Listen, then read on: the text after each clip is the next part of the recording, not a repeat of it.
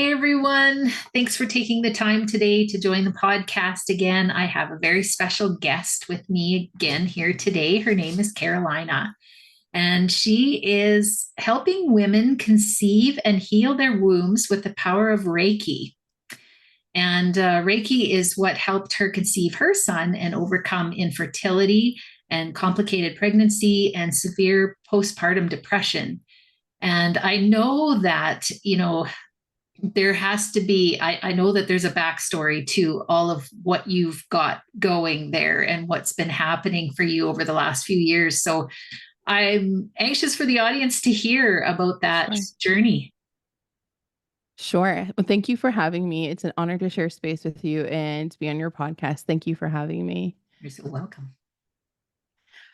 So basically, how I became a fertility Reiki womb healer was I saw patterns in people I was helping, just not just in conceiving babies, but I used to be in a chiropractor's office. So I would just see any woman and I was seeing them in menopause, suburban wives who were feeling stuck, every type of women going through divorces, women who are trying to conceive, all of the things. And then I started to see patterns within myself that were being mirrored in my clients and doing a lot of womb work, as what I now call it. Mm. And basically, womb work is looking at your triggers and your wounds and the root causes behind the triggers. And I use Reiki to heal the womb. So Reiki is the life force energy that we all have inside of us that makes us alive. And we harness that energy to line the chakra system, which is your energy centers. And you have 7 main energy centers in your body. 6 of them sit on the spine, the 7th at the top of your head. And Reiki uses its life force energy to go in and balance those chakras and those regions of the body. Anything that's a lower vibration will come to the surface and will be pushed out. Now, that can leave a person feeling sleepy and they fall asleep. They can cry if it's like a release. It could be a cough, a yawn. They also could just be really relaxed and zenned out, or they might feel tingles or waves of warmth through their bodies. But particularly our womb, which is our sacral plexus chakra, holds a lot of our emotions. That's where our creativity comes from, our pleasure, our worthiness, our joy, our emotional safety, and our portal to our souls. So for us, connection to our bodies is super important. That starts with your womb, and connection to yourself and feeling safe in your body is a huge thing in connecting to healing the wounds that are blocking us from conceiving. And a lot of the wounds that I work with my clients are no different than if a person was healing, if they were doing shadow work or identity work, the father wound, the mother wound, the inner child wound, ancestral trauma. If there was losses, if there is unpleasant sexual experiences that need to be released from past lovers or other incidences, also connection to our spirit baby. But to get there, we have to get out of fight or flight and we have to get into feeling emotionally safe. And that has to start with our bodies and then it trickles from there. So with the Reiki, it efficiently heals all of your bodies at once. So your mind, body, spirit, all at once. It's a great complement to any fertility plan. It's a great complement to any talk therapy you're doing, because it removes the trauma from the muscles. And that was the missing piece for me when I was struggling with infertility. My father had died. That had spurred the start of my spiritual awakening and spurred the interest in spirituality in the other side because I wanted to continue to talk to him. And what happened next was I was grieving really physically hard and I wasn't progressing. I had fallen off my horse, put on medical leave. I had a really gnarly concussion. And in the same week, my grief therapist and my psychic that I went to said I needed Reiki. So I went and got Reiki the next week. And then the next month, I was testing positive with our now 7-year-old. And that was the first Reiki baby. So I continued to get Reiki. And little did I know that this was the beginning of the unraveling of my hidden traumas that were very much unknown to me. I didn't know about the mind body connection, but Reiki really started to undo a lot of conditioning that I had. And I got Reiki through my pregnancy, through my birth, and my postpartum. And that's where everything kind of just erupted. It's a good word to describe it, is like my childhood trauma. I had an abortion in my 20s. I had a sexual assault in my 20s.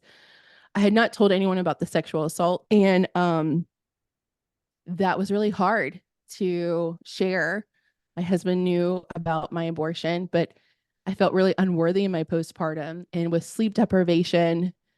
And even though I did have support, Reiki allowed me to feel functional and be able to be present. I was really good at taking care of baby, but I wasn't really good at opening the mail. I wasn't really good at leaving the house. I was trying to breastfeed and just be a good mom. Everything else just kind of went to the wayside. And it just seemed super hard to drive. Everything was just so hard other than breastfeeding and being with him. Everything else was kind of just too much for me to handle. But with Reiki and the talk therapy, it took me about 18 months to come out of that and fully be like, okay, I don't have this dark cloud. I just kind of woke up one day. I was like, life's okay. I'm still here. And if it weren't for Reiki and allowing me to move through things, and as things unfolded in my postpartum and as they come up, I wouldn't have been. I probably wouldn't be here. It was a very, very dark time in my life, and I didn't know, nobody in my life healed. I never saw an example of a healed person, or a person that was not stuck in hurt or pain. So it was I didn't know what I was doing at the time, but I just knew that I wanted to be different and I didn't want to feel what I was feeling. And I knew that I trusted my therapist, and I knew I trusted I called her the Reiki mother. Um, and eventually I got attuned to Reiki, and it changed my life to be able to, in real time, energetically cleanse myself by cutting cords or move energy, learning that emotion is energy, that I am a powerful person, just using descriptive words to describe myself other than messy and broken and damaged or left over. It helped me discover everything. It gave me my self-worth. It allowed me to deepen my faith in God and spirituality and Mother Earth and myself and love in my relationships around me. It gave me greater capacity to love, but because I healed those wounds. And that really is what Reiki womb healing is giving you back your love for yourself and for others, and making you feel safe to be who you are and speak up for what you need, and exist and take up as much space as you want or need to, without dimming your light, without being scared.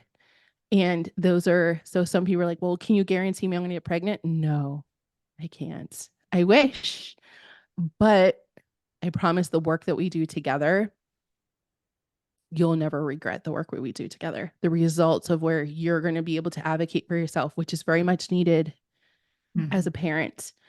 Communication and connection to yourself. Your relationship with yourself is the most important one you'll ever have. And there's a huge disconnection with a lot of my clients when they come to me. They don't have that connection with themselves yet, or it's starting to happen. So with Reiki, moving through all of the chakras and energy centers is really important, but I spend a lot of time fostering that connection to that chakra because it's home. It's home for a lot of things. Yeah. Wow. Well, I totally agree with all of what you're saying, because I had this experience myself with energy healing, and I did become a Reiki master as well, and so I understand the profundity of being able to understand our energy and our emotion, and how that works with our body and all of Mhm. that. So, and it's a big part of how I was able to heal through my own grief and through all of the things that came up around that, which sometimes was surprising. You just don't Grief is realize. tricky. Yeah, it's Grief fast. is really bizarre and tricky. It's so different for so many people. Mhm. It's like, but grief was essentially what was blocking my fertility.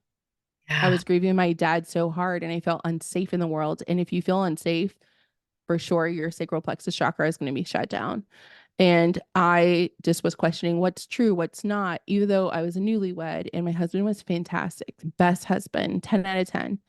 And I just had identified my dad because he was the only person to never physically hurt me. I identified that as safety. And when that didn't exist anymore and he wasn't a phone call away and I wasn't receiving cards in the mail anymore, what does life mean now? And I think that's why I wanted to become a medium. I was seeking out classes with that local medium because she was teaching about spirit guides and aliens and the other side and what does it mean for reincarnation. And I just became like, I started to learn how to use a pendulum and what does crystals mean and what is the quantum field? Like, what is that? What is more than this that we can see? And I was the only one around me that was bold enough to ask those questions. And we live in Nebraska. We live in a very conservative state. So, and I worked in a manufacturing plant. I worked in a pharmaceutical manufacturing plant. So people were very like science minded. So I would ask my friends at the lunch table, do you believe in aliens? What do you believe happens to you when you die? Like if they weren't Christian, like, no, you just die. I was like, but well, the essence of who you are, like your joy, your memory, you really think that just doesn't say that goes away? And I just couldn't wrap my head around like, how does someone just like cease to exist?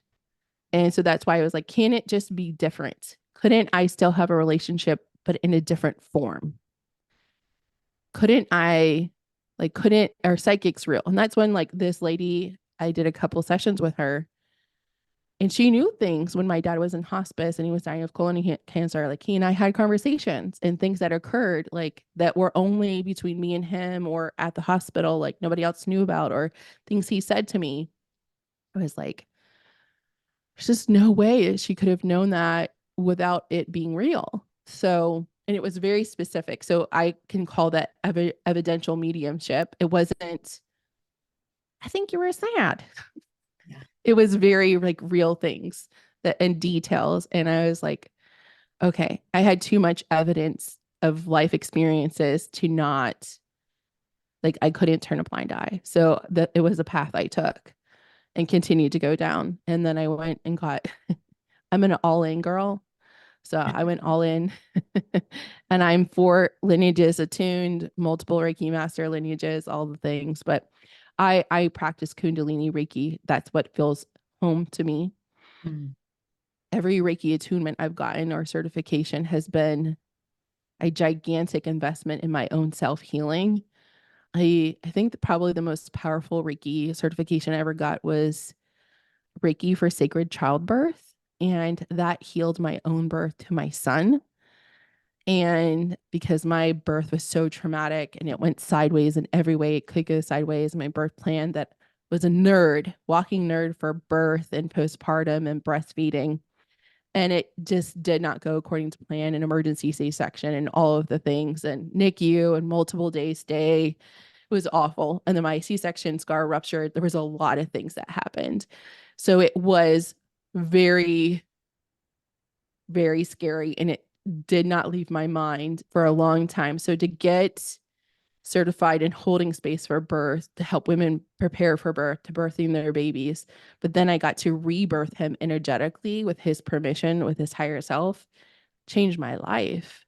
Mm. So I want women to know that the more you heal up front, the easier the fertility, the pregnancy, the birth and postpartum will be, because I lived it. I had a business coach tell me once, she goes, you go first. And I really truly believe that, people who are healers, people who are doulas or death doulas or birth doulas, because there's different ones, postpartum doulas, they're not doing this work because it's fun. They're doing it because something happened. People are in this work because something either they lived through or they watched or were a part of that deeply altered their life, their being, and their soul. And they're doing this because it is part of them. And that's why a lot of people in this field do what they do. And that's exactly what I've had a lot of physical harm come to my womb. I had a lot of energetic harm, and I've overcome it. But also, like, my greatest dream was to be married and have a child and have a family. And I'm living that dream, and it is possible for you too, whoever is listening. And Reiki can help you do that. And it doesn't have to be also healing. Like conceptually, I think, make it sound like we have to be on a therapist's couch. And I think there's a great place for therapists, and I value them very much. But also, like, what happened with me was the talk therapy wasn't enough. I had to get the trauma out of my tissues. And the person I ended up seeing was actually a Reiki master trauma massage therapist. Like, she was doing trauma massage with Reiki. And that was the magic sauce. And I was ready to purge all of the heaviness. Like, I was ready. And I think have had the great mix of having coaching and that talk therapy and letting go and wanting to shift and wanting to be happier and tired, exhausted of being tired and sad and being the sad girl and grieving. That Reiki session was divine timing for me to let it go. And I think that readiness is also not often talked about. Like, you might want to change things, but are you ready to change the story in your head? Are you ready to change the identity around an event or a relationship? Are you ready to really let go? Mm-hmm. Yeah. Yeah. And I think we have to get to that place, which is a kind of a scary place. It's when you're in that, what some of us call the dark night of the soul, where you can't be that I person, live there often. right? Yeah. And it's just, what do I do? Like, I no longer want to be this. And so what do I do? And that's often, the stories that I listen to are often of people who have gotten to that place and they just can't, they just need somewhere to turn, and they end up turning to Reiki or some kind of energy healing or some spiritual place. And like you say, those people end up being of service to other people, Yes. helping them through this sort of thing. And Because you so, lived it. It's valid. It's yeah. authentic. You Mm-hmm. don't, to help someone or to coach someone, you don't have to be 10 steps ahead. You just need to be 1 or 2 steps ahead. Yeah. Mm-hmm. Yeah. You don't need to have it all healed either. And you don't need to have it all figured out. I don't have it all figured out. I have all the responsible adult things. I have a trust. I have all the things, the house, the car, I have the will, medical directive, all of the things, all the responsible adult things. But I don't know what I'm doing with 5 years. I Mm-hmm. don't know. I shift too much. Somebody asked me that recently. I was like, I don't know. But I can tell you what I'm doing for the next month. You don't have to all figure it out, and you don't have to heal it all or Mm-hmm. all at once. Yeah. And you won't. I mean, Exactly. that's life, right? We're continually growing and healing and changing and adapting. So, yeah, I wanted to ask you, like, for the listeners out there, and especially for, well, I mean, I can relate to what you're talking about, even going through menopause and some of the pelvic floor issues that I'm having now, and how that brought up some of the stuff from my Oh, goodness. Pelvic first floor issues. I childbirth. know. It's and I never I've realized suffered how from that too. connected. Yeah, it's so connected. And so, what are some of the common things that you're finding that you're working with women with, just letting people know like what you do and what's the common emotions that you might be dealing with that you might be able to release to help fertility or some of these other things?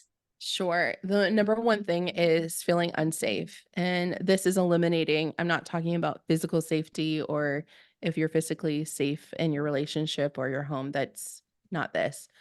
It's talking about emotionally feeling safe to feel your emotions, to voice what you need, um, to shine brightly, to feel worthy, a lot of women are living in fear unknowingly. We're conditioned to be quiet. We're conditioned to shut up and be unseen, unheard, stuff it, or I'll give you something to be quiet about, or Mhm. okay, or to keep order even in schools,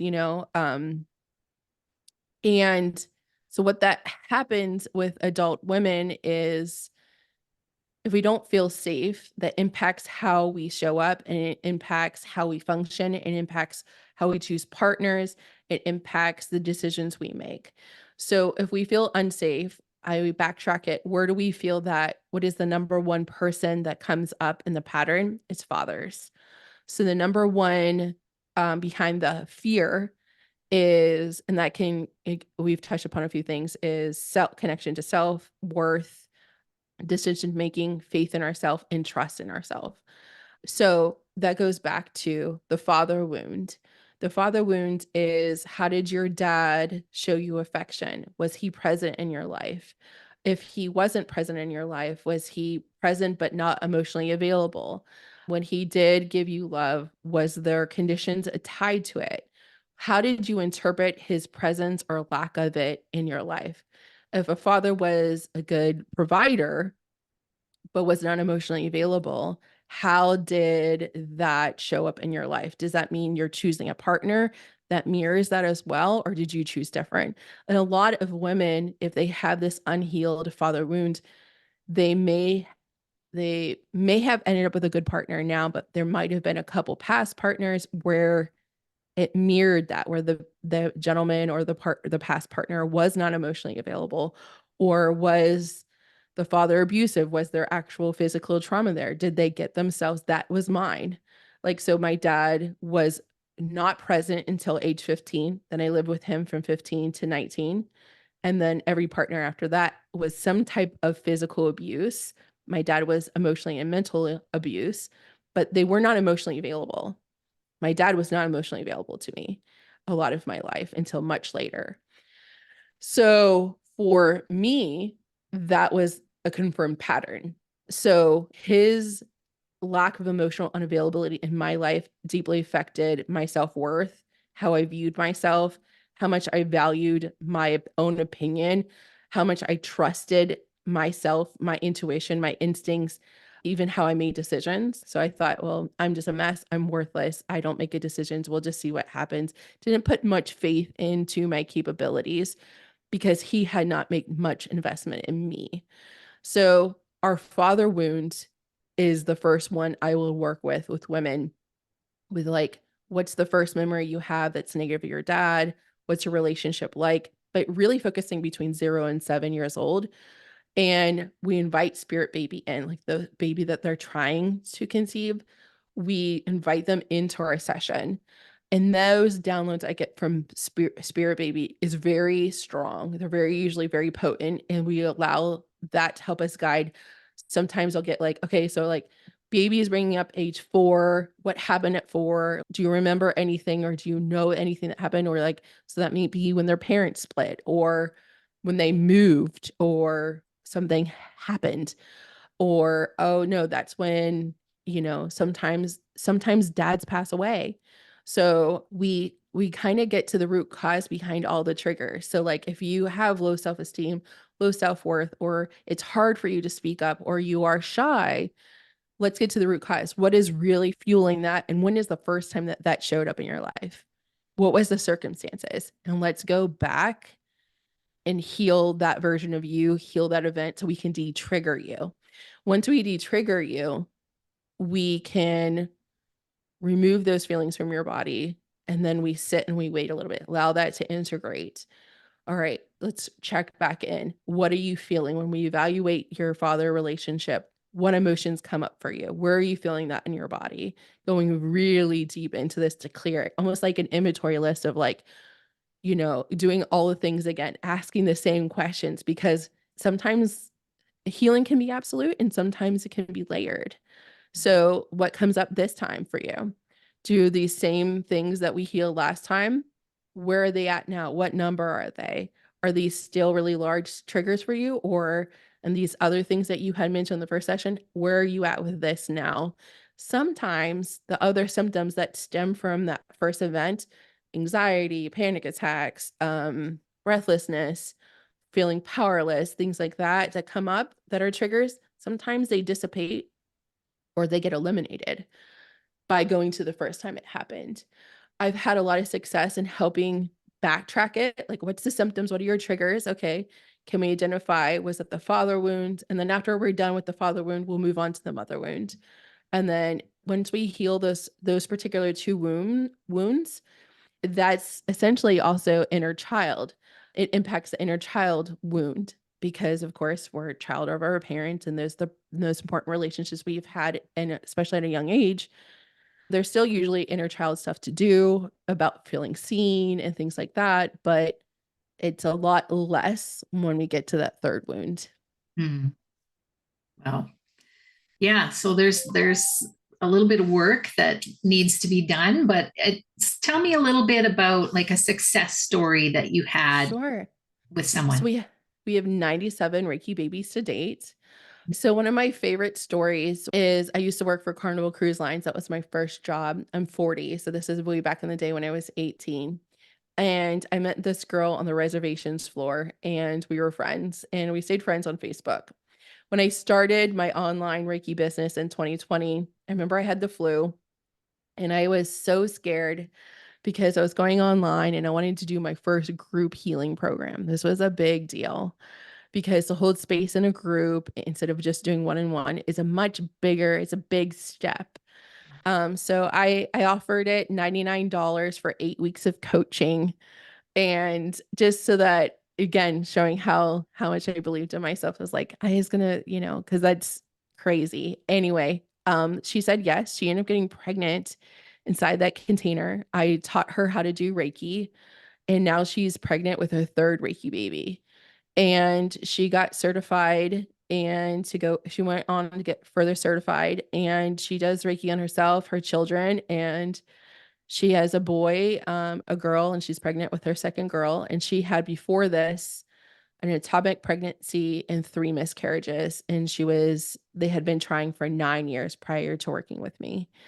And they had done IUIs before, and it was not successful. And then all 3 pregnancies, she got pregnant naturally. And she also we had gotten her PCOS to be managed really well. So her cycles were regular.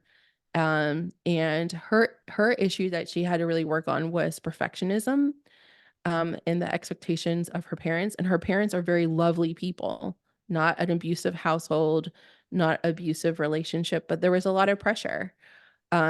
Being Hispanic, there's a lot of things that sometimes are like mindset things or cultural norms that we have to undo as women that can affect our worth. So there's a lot of, especially as a Caribbean Hispanic, there's cultural differences between different Latin countries, but particularly with her, she had to like really do with like accepting herself as is, and that she was perfect the way she was, or whole is a better word, because perfect and perfectionism was something that she struggled with, and not being perfect enough or not being good enough, when everything she did was chef's kiss. Like, she was an overachiever, but it was just never enough in the eyes of her parents.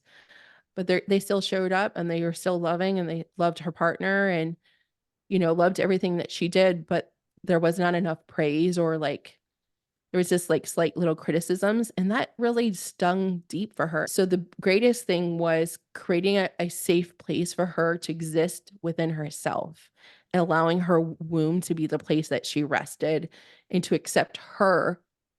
And then once she sifted that she forgave her parents, and that was what allowed her to move forward. It wasn't any reconciliation. There was no like forgiveness conversation with them. It was all internal, and allowing her and her inner child to be fully accepted by herself, and know that everything that she was doing and everything that she stood for was good enough. It was more than good enough. And that was beautiful. So it was almost a coming home for her. Hmm. Yeah. We talk about being the change you want to see in the world, starting with Right. yourself. And really, lots of times when we change ourselves, the environment changes too. It's kind of Right. fascinating. Yeah. She's a good one. She's a really special human. And the way that she loves is, I told her, I was like, a great life pleasure is to be loved by you. To be loved by you is a gift. Because the way that she loves someone is very, very powerful, very, very deep, and it's very just sweet. Like you can feel it. Like she would, at a drop of a hat, if I called her, she would do anything for me. And I just love that. And we don't talk often. We talk probably once every few months, but I do a check in. How are the babies? Her love is immense. And I think that that's like a gift. But once she saw that, she became infinitely much happier. Right. She's definitely the mom that she wants to be. Mhm. Like she, and to see that and to know that is really beautiful to witness. Yeah. Yeah. So Yeah. a life purpose doesn't have to be a occupation, or even like for me, I'm living my life purpose, which is an occupation. But for her, it was the role of becoming a mom and having a family with her husband. Mhm. Yeah. Beautiful. So beautiful. Yeah. Well, I think, people are going to want to know how they can get in contact with you if they would like to Sure. work with you. Sure. You can go to the show notes. I am going to send you a link. You can join what I call the Reiki Baby Movement. It includes a free meditation on how to connect. It's called Connect with Your Spirit Baby Now. You can join our Facebook group that's free and connect with other like minded women. And the third is you can get 3 days free inside my Make a Baby membership. And that is my favorite thing I've ever created. It allows women in the fertility space to have access to high quality Reiki for a very affordable price of $49 a month, but you get 3 days free inside the membership to see if you like it or not. When you join, you're going to actually learn Reiki level 1. We do live attunements every month. We also have a private podcast for the membership, and it's like a Dear Abby. We just launched it yesterday. Super excited about it. I like Mhm. over the moon about it. It's where all of our members get to ask any kind of questions that they want, from fertility to postpartum, because we serve women from preconception all the way through postpartum. And I answer it on the podcast, and we just release episodes of you asking the questions that you need. Like, I feel this weird pain in my back, and I don't know what chakra is that, and what should I do? And we have Evolved meditations you have access to for every phase. And we also have a Telegram, which is an app where you can voice note or chat with other members. And that you can connect with me on my website, carolinasotomayor.com, or any major platform on social media, the Carolina Sotomayor. And I would love to hear from you. Wonderful. That's amazing. Yeah, just kind of as a cap up, do you have anything you'd like to share? I mean, I know that this is a really broad topic and we could really go for a long. I know that there's a lot of young women out there that are suffering, because they aren't able to have a baby or they've had miscarriages. And sometimes the medical system just doesn't have the answers. So what could you say Yes. to those people? Um, there, if you felt something or saw something out of the corner of your eye, that was them. Don't let your mind talk you out of what you see or saw or felt. Um, your spirit babies are the ones that you haven't conceived yet. Your angel babies might be the ones that you've lost. The angel babies in my channeling, they show up much faster and quicker than like maybe adults that have passed. Usually adults that pass, sometimes they take a while to transition and show up in channeling. Angel babies are much easier to get answers from, and invite them into your space. Talk to them, pray to them, invite them into your conversations, honor them, make them an altar, or light a candle. They are around you, and allow yourself to sit, like take some deep breaths and invite them in. They are there and they want to be a part of your world, but you have to give them permission to fully come into you. Also is, we're a lot of the trying to conceive journey is really part of your spiritual awakening.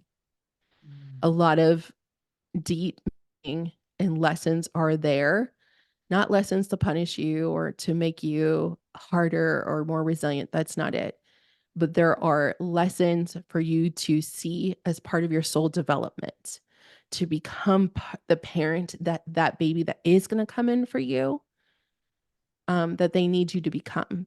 So they're all signs.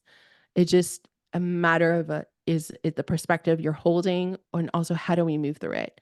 I think also is understanding healing is not a one-time event. So like if you did a Reiki session with me, maybe you could, but most women are not healing in one Reiki session. Mhm. It's a relationship. So the more that you can explore and find happiness on the daily, more explore and find meaning in the lessons that are unfolding for you. I think the easier it is to move through the things until you are pregnant. Um, and I'm always open to discuss anything in my DMs.